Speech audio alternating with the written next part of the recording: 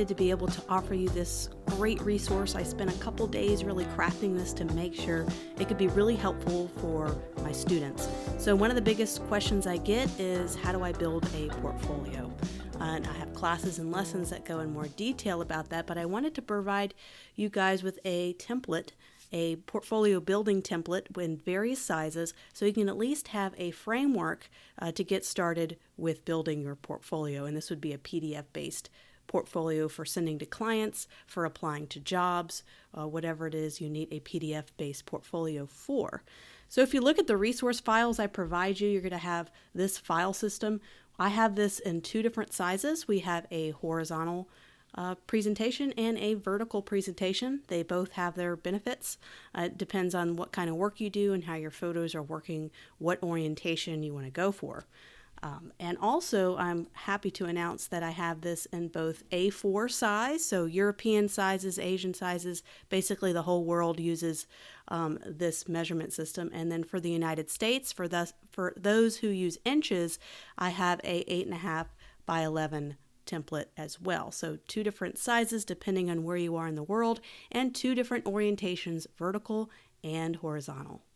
So I wanted to talk a little bit about how to use the template. If you've taken the InDesign basic lessons, then you'll be right at home. You're going to be able to really move around this template without any issues. I also provided an example PDF so you can kind of see how I adapted this template and grabbed a couple of different layout pages to craft something a little more custom. So you can kind of see how I've used that in this example. Just kind of scroll through this. I have a PDF where you'll be able to access this and see how I've used some of the pre-made layouts to be able to craft a portfolio. So let's open one of these in the example. Let's do a horizontal version, and let's stick with the A4 horizontal size. So we're going to go ahead and open this up.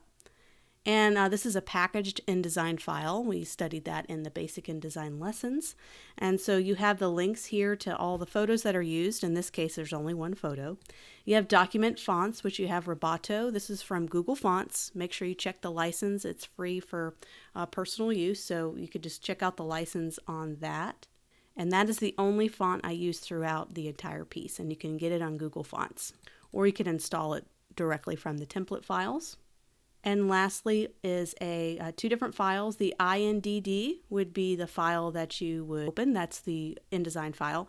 The IDML is kind of a more universal format that you can open it up. It's kind of more of that universal document. So if you have an older version of Adobe InDesign, this would be kind of the file that you would use if you don't have a current up-to-date version.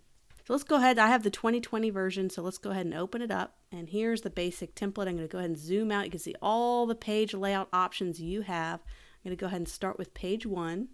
And it's got some basic instructions on page 1, but I figured a video might be a little bit easier. So moving pages around. I'm going to go up to my Pages tab, and we can go ahead and move any of these around. So how do you use this portfolio builder? What I like to do is go through all the different layouts to see kind of what particular case study might match with a certain layout. Of course, all these you can customize. You can move this over and make it go bleed, or however you want to customize it, but they're just some basic layouts that I think are personally effective when displaying different case studies and graphic design projects. So let's say I want to use this one right here. This is the photo overlap layout. It's the 8th layout. And let's say I want to start with that page for my first case study. I can just drag this page all the way up to the top and make that my first page. And same goes for the other ones. I can even duplicate. Let's say I want to have 2 of those in a row. I can right click, duplicate spread, and now I have page 1 and page 2. And you can customize all this as just a header, so I can either say this is my first case study and swap that out with information.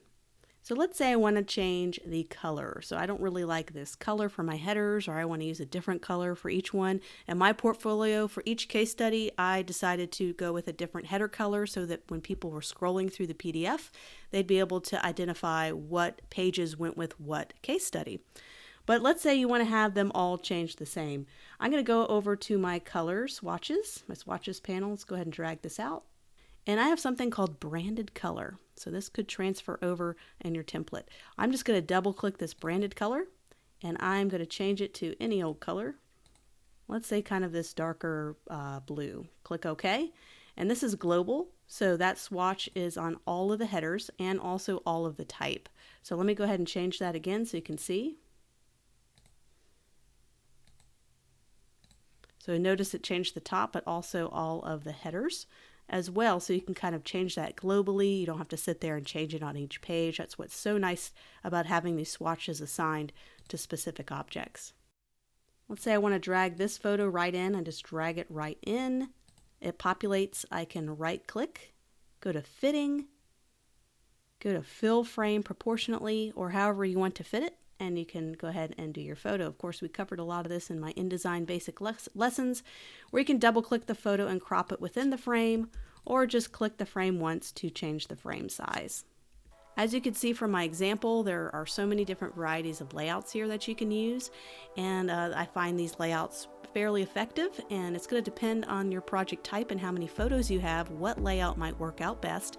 I like to have a variety of layouts in my PDF presentation so that they're not the same layout over and over. You're switching it up. Maybe you have a photo on the right and then you have a photo on the left on the next page, just trying to keep your PDF portfolio interesting as people look through the pages. And remember not to make it too long. Try to keep it, under 15 pages if possible, because that's a whole lot of work for people to look through. They may never get all the way to the bottom. So keeping it with only your best work, maybe pick 3 to 6 different case studies that you can have. Pick out your best work only. All that other smaller work, you can put that on the side, or make a gallery page at the very end with some kind of random selected work instead of featuring a whole page on some of those. So there's some quick tips, and hopefully you will enjoy this portfolio building template. I spent a lot of time on it, making sure you had both a vertical and horizontal version, and came up with some what I thought were really good layouts. But you can customize it, make it your own. I can't wait to see your PDF portfolios in action so you can land some of that client work and start to get some jobs.